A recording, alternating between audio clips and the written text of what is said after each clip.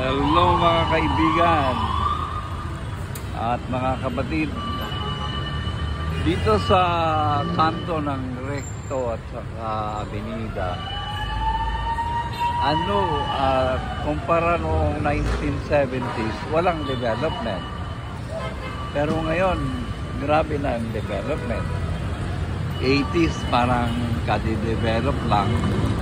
90s, mga nag-uumpisa ng magtatayuan ng mga malalaking mga buildings.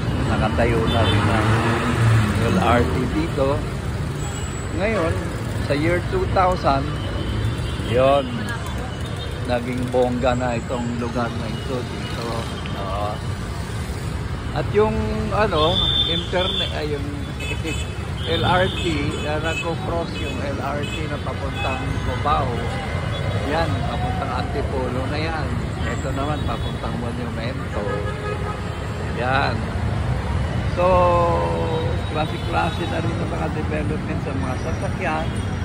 May tuk-tuk na, parang sa Thailand. At yung mga jeep na inaalis dapat, biyahe pa rin.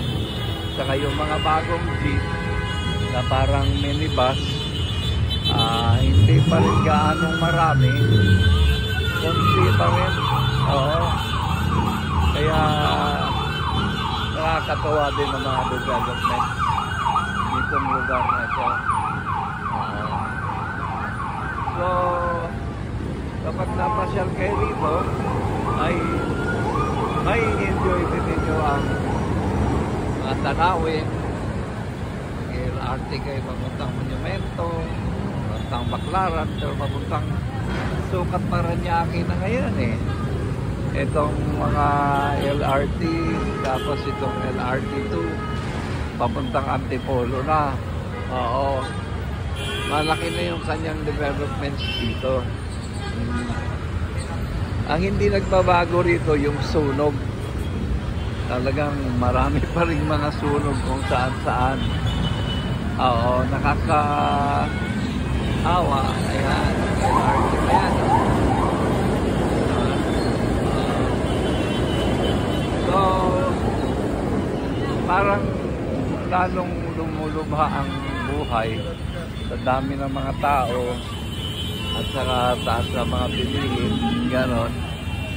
Pero alam nyo naman ang buhay, i-enjoy mo lang, tuloy-tuloy lang, maging masaya ka lang.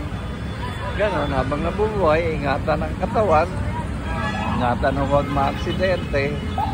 Diba? Ganon lang yun.